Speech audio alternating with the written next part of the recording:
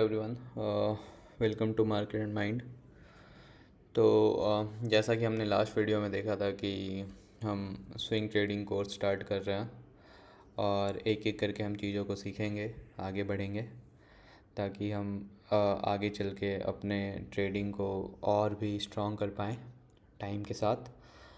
तो ये जो आज क्लास होने वाला है, ये अभी तक का सबसे इम्पॉर्टेंट क्लास है। इससे इम्पॉर्टेंट क्लास कोई नहीं होगा आगे। चाहे आप किसी भी तरह कोई कोई भी क्लास कर लो, चाहे आप एंट्री लेना सीख लो, चाहे आप एग्जिट करना सीख लो, चाहे आप जो भी सीख लो, अगर आपने ये क्लास मिस कर दिया, अगर आपने अपने ट्रेडिंग जर्नी में ये लेसन मिस कर दिया, तो ऐसा समझ लो कि और मतलब आप कुछ भी कर लो, आप प्रॉफिटेबल उतने नहीं हो पाओगे जितने इसको जानने के बाद हो जाओगे। मैं अपने एक्सपीरियंस से कह रहा हूँ, मैं अपने 6 साल के एक्सपीरियंस से कह रहा हूँ कि ये सबसे सबसे इम्पॉर्टेंट अगर कुछ है पूरे स्टॉक मार्केट जर्नी में, पूरे स्विंग ट्रेडिंग जर्नी में, तो सबसे इम्पॉर्टेंट यही है कि आपका माइंडसेट फिक्स होना चाहिए। आपका अपने इमोशंस पे कंट्रोल होना चाहिए, है ना। आपको फोमो नहीं होना चाहिए।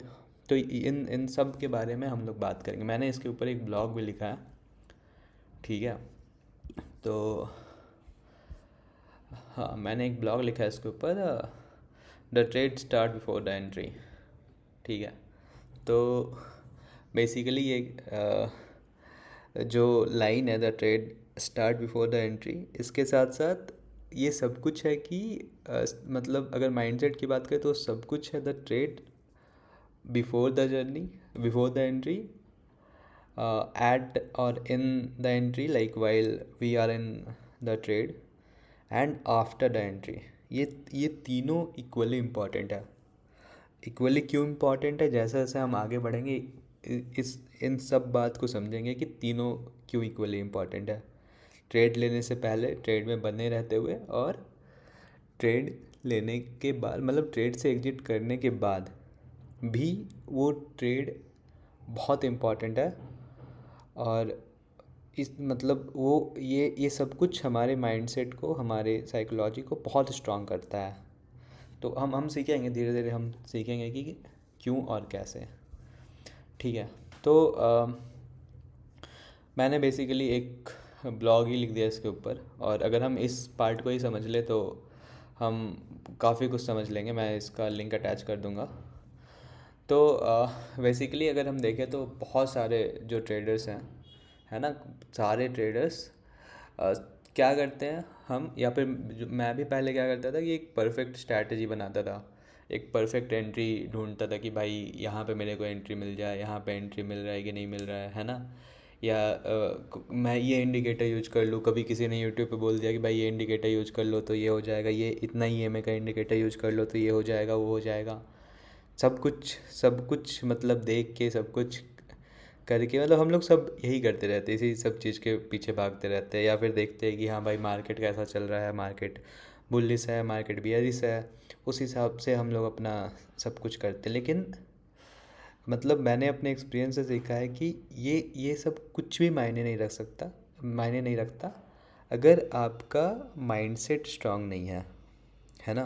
कितना भी अच्छा से अच्छा स्ट्रैटेजी बना लो, कितना भी कुछ भी कर लो, अगर आपका माइंड स्टेबल नहीं है, अगर आपका माइंड माइंड इम्पेशेंट है, तो कुछ भी कर लो, कितना परफेक्ट सब कुछ कर लो, नहीं हो पाएगा।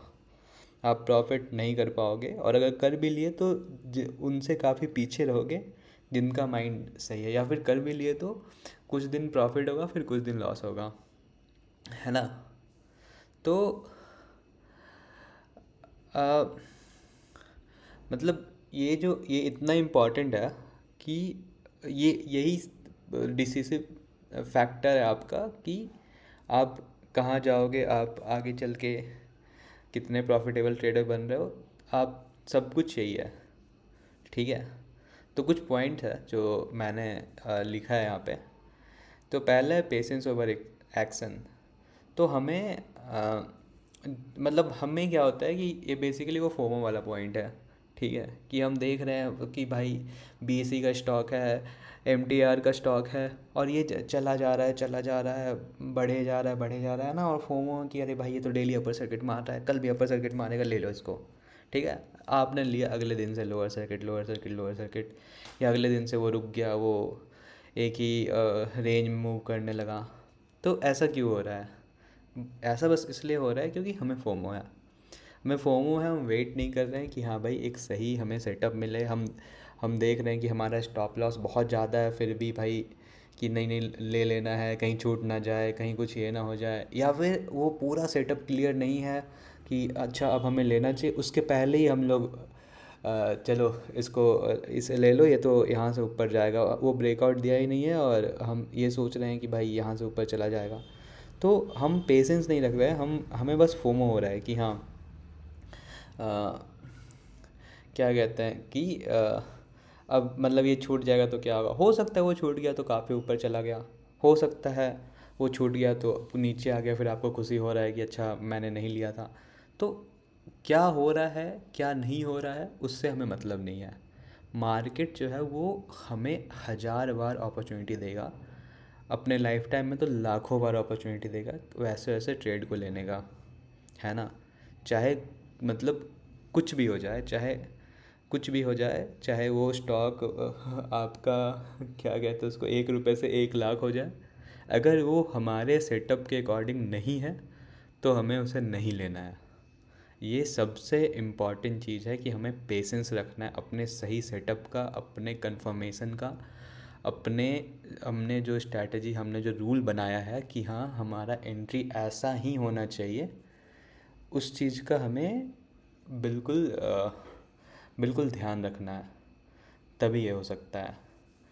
दूसरा चीज़ है डिसिप्लिन ओवर इमोशन, है ना, कि हमें डिसिप्लिन रखना है, अपने इमोशंस को कंट्रोल करना है। जो इमोशनल इनस्टेबिलिटी होता है वो सबसे बड़ा दुश्मन है हमारा यहाँ पे ट्रेडिंग में। अब मैंने भी मैं जब ऑप्शन ट्रेडिंग करता था, मुझे याद है कि एक एक सेकंड में जो माइंड जो इधर से उधर जाता है कि हाँ भाई अब अरे यार अभी तो मैंने 2000 प्रॉफिट देखा था, 1000 हो गया, 1000 हो गया, क्या करूँ, मैं इसको बेचूँ या रखूँ, अच्छा 2000 देखा था, 2000 तो कम से कम जाना चाहिए, 2000 तो कम से कम जाना चाहिए। ऐसे ही करते करते करते करते नीचे पे नीचे आ गया, 5000 हो गया, फिर भी लग रहा है अच्छा ठीक है, अब नो प्रॉफिट नो लॉस हो जाए, एक बार बस नो प्रॉफिट नो लॉस हो जाए। ऐसे ही करते करते हमारा 5000 6000 लॉस हो गया, फिर हमने 5000 6000 लॉस पे बेच दिया। और इवन उस समय भी अगर वो वापस ब्रेक इवन पे चला गया कि हाँ हमारा कोई प्रॉफिट कोई लॉस कुछ नहीं हो रहा है, फिर भी हमें फिर लगेगा कि अच्छा 2000 प्रॉफिट देखा था, अच्छा थोड़ा सा प्रॉफिट मिल जाए, 400 500 मिल जाए और फिर हम निकल जाए। तो ये जो इमोशनल इंस्टेबिलिटी है ना, कि हम अपना रूल्स फॉलो ही नहीं कर रहे हैं, हम इमोशनल हो जा रहे हैं, एक बड़ा सा रेड कैंडल आ रहा है और हमारा सब कुछ लेके चला जा रहा है ना।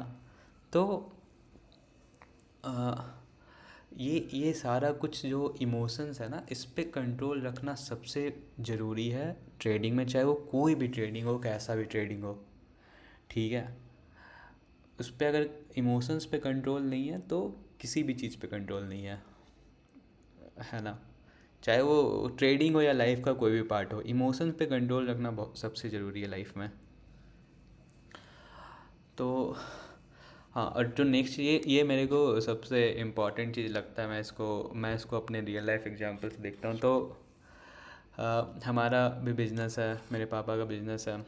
तो मैं क्या देखता हूँ मतलब पापा के साथ कभी कभी कि किसी किसी किसी किसी सामान में ऐसा होगा कि काफ़ी अच्छा खासा प्रॉफिट होगा, 30% 40% 50% प्रॉफिट होगा, ठीक है। पर वो कुछ कुछ को सिर्फ 5% 6% प्रॉफिट में बेच देते हैं, कहीं कहीं पे वो नो प्रॉफिट नो लॉस में बेच देते हैं, और कहीं कहीं पे ऐसा भी करते हैं कि अगर कोई कस्टमर है जो अगर हम हमसे 10 तरह के आइटम ले रहा है, ठीक है, तो अगर हमें 8 में प्रॉफिट हो रहा है अच्छा खासा और 2 में इवन अगर थोड़ा लॉस भी हो रहा है ना, तो भी वो उसे बेच देते हैं। तो और वो परसेंटेज कितना होता है, कभी कभी अगर वो होलसेल बिजनेस है तो परसेंटेज 10% मैक्सिमम, 12% मैक्सिमम, ठीक है। हम बिजनेस में 10% 12% में बेच देते अपने सामान को, लेकिन जब हम ट्रेडिंग करते तो हमें लगता है कि भाई मेरा पैसा तो दुगना हो जाए, है ना। हमें हमेशा लगता है कि मेरा पैसा दुगना हो जाए, मेरा 1000 का 2000 हो जाए, लाख का 2 लाख हो जाए, लाख का 10 लाख हो जाए, ठीक है। हमें हमेशा ऐसा लगता है। हम उस पर भी आएंगे, हम मल्टी बैगर स्टॉक भी ढूंढेंगे, लॉन्ग टर्म इन्वेस्टिंग का भी सोचेंगे, वो अलग बात है। लेकिन जब हम ट्रेडिंग का बात कर रहे हैं ना, जब स्विंग ट्रेडिंग की बात, उसको एक बिजनेस की तरह लें कि हमने कुछ सामान खरीदा, हमें कोई कस्टमर मिला, 10% 12% मेरे को प्रॉफिट मिला, चलो ठीक है निकल जाओ, कोई बात नहीं। कभी कभी अगर मेरे को 10 में से 5 में से 4 स्टॉक में प्रॉफिट हो रहा है, एक में भाई लॉस हो रहा है, ठीक है कोई बात नहीं, मैं ओवरऑल प्रॉफिट में हूँ। तो इस तरह से जैसे हम बिज़नेस करते हैं, जैसे सब कुछ करते हैं, उस तरह से करना चाहिए। दूसरा क्या है इसमें, दूसरा पॉइंट, कि बिज़नेस जो धीरे धीरे ग्रो होता है ना। हम लोग बिज़नेस स्टार्ट करते हैं, ठीक है, हमारे पास कोई स्ट्रैटेजी नहीं है, हम कुछ स्ट्रैटेजी बनाते हैं, हम थोड़ा मार्केटिंग करते हैं, सब कुछ करते हैं, तो जाके हमारे पास कुछ कस्टमर्स आते हैं। फिर हम स्टार्टिंग में थोड़ा भी प्रॉफिट नहीं कमा रहे होते, बस कस्टमर बेस अपना बढ़ा रहे होते हैं। फिर उसके बाद जैसे जैसे कस्टमर बेस बढ़ता है, थोड़ा प्रॉफिट होता है, तो थोड़ा हम किसी नए आइटम में इन्वेस्ट कर दिए, थोड़ा इंफ्रा पे इन्वेस्ट कर दिए, थोड़ा मार्केटिंग पे इन्वेस्ट कर दिए, तो 2 साल 3 साल 4 साल वो चलता रहता है। उसके बाद फिर हमें कहीं वो प्रॉफिट दिखता है कि हाँ चलो अब वो प्रॉफिट हो रहा है ना। वो जो बिज़नेस का भी ग्राफ है वो भी वैसा ही चलता है कि भाई वो मतलब यहाँ से हमने स्टार्ट किया, मान लो यहाँ से हमने स्टार्ट किया, वो नीचे आया नीचे आया नीचे आया, फिर धीरे धीरे जाके एक टाइम के बाद ब्रेक इवन हुआ, फिर वो जब ऊपर जाने लगता है, हम सब कुछ सीख लेते हैं, तो फिर वो काफ़ी सही से ऊपर जाता है। तो कहीं ना कहीं ये सेम चीज़ हम ट्रेडिंग में क्यों नहीं करते हैं। हम स्टार्ट करते हैं और हमें लगता है कि भाई हमारा प्रॉफिट होना शुरू हो जाए, हम कमाने लगें। ऐसा नहीं होगा, हमें सीखना है। हमें सीखना है कैसे, हमें सीखना है जर्नल बनाना, जिसके बारे में मैं अलग से वीडियो बनाऊंगा, ठीक है। उसमें क्या करना है, मैं एक आपके लिए एक वेबसाइट बनाऊंगा, या फिर इसी वेबसाइट पे मैं या फिर मैं आपके लिए कुछ तो, या तो एक्सेल का लिंक दे दूंगा या कुछ तो करूंगा जिससे जर्नल अच्छे से बन जाए। और मैं एक दिखाऊंगा, मैं यहाँ ट्रेड नोट्स में भी डालूंगा कि कैसे जर्नल, मतलब ये मैं बेसिकली मेरे लिए पर्सनल जर्नल है ये, कि हाँ ये मैं देखूंगा, मैं दिखाऊंगा कि मतलब कैसे मैंने क्रिएट किया है, ठीक है। अभी अभी बेसिकली मैं अपने पर्सनल डायरी में सब कुछ लिख रहा हूँ, पर हाँ मैं इसे उस सब चीज़ को मैं ऑनलाइन पब्लिश करना स्टार्ट कर दूँगा, है ना। तो इस ब्लॉग को बढ़िया, काफ़ी अच्छा है। जैसे a business owner has to think along about downside, where they ask what can go wrong, how much capital is at risk, how to avoid one bad decision damaging the whole company, and is this growth sustainable.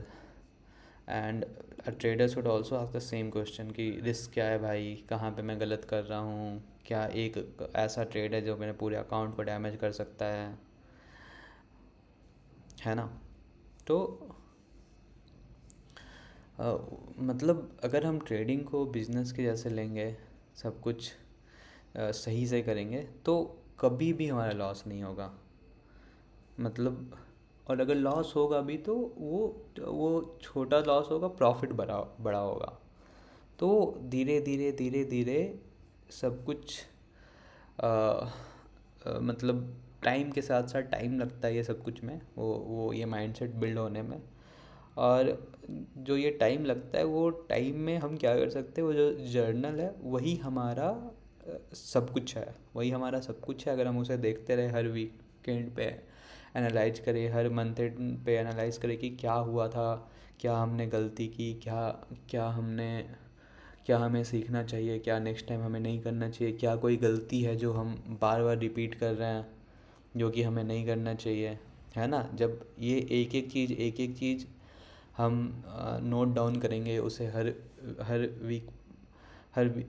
Weekend पे पढ़ेंगे, है ना। तो फिर जाके हमारा जो ये माइंडसेट है वो बहुत स्ट्रांग होगा। और मैं रिकमेंड करूँगा कि इस ब्लॉग को आप पढ़िए, ये इससे काफ़ी, और इसको बार बार पढ़िए, बार बार पढ़िए। मैं खुद लिखा हूँ, मैं खुद पढ़ता हूँ। मैं जितने बार पढ़ता हूँ उतना मेरे को लगता है कि हाँ भाई कुछ तो, मतलब इसको पढ़ने से कुछ तो मैं सीख रहा हूँ जिससे मेरा माइंडसेट स्ट्रांग होगा। तो कहीं ना कहीं ये काफ़ी इम्पोर्टेंट टॉपिक है और इसमें काफ़ी कुछ है। अभी अभी वो दो जो टॉपिक है, नेक्स्ट टॉपिक है, उसके लिए मैं सेपरेटली वीडियो बनाऊंगा, है ना, नहीं तो वीडियो काफ़ी बड़ा हो जाएगा। तो स्लोली स्लोली हम लोग चलेंगे, आगे बढ़ेंगे और एक एक करके। अभी काफ़ी कुछ है अभी। वो पैटर्न्स हैं, candle stick patterns, chart patterns, कुछ इंडिकेटर्स हैं जिनके बारे में मैं बात करूँगा। काफ़ी कुछ है आने वाले दिनों में। कोशिश करूँगा मैं कि मतलब वीडियो कंसिस्टेंटली अपलोड करूँ, पर वही है, जैसे जैसे मेरे को टाइम मिलेगा मैं करता रहूँगा। और इस ब्लॉग का लिंक मैं शेयर कर दूँगा, आप चाहे तो नेक्स्ट ब्लॉग्स भी पढ़ सकते हैं, रिस्क मैनेजमेंट और जर्नल वाला। बट मैं इस पे वीडियो ही बनाऊँगा। तो कोई नहीं, हम देखते हैं, आगे बढ़ते हैं साथ में। काफ़ी कुछ सीखने को है, काफ़ी कुछ करने को है। सब प्रॉफिटेबल बने और लोग स्टॉक मार्केट में आए तो अपना ही फ़ायदा है। तो ठीक है, इसी के साथ मैं वीडियो एंड करता हूँ। थोड़ा सपोर्ट कीजिए आप सभी, लाइक करके, सब्सक्राइब करके। Thank you, have a nice day.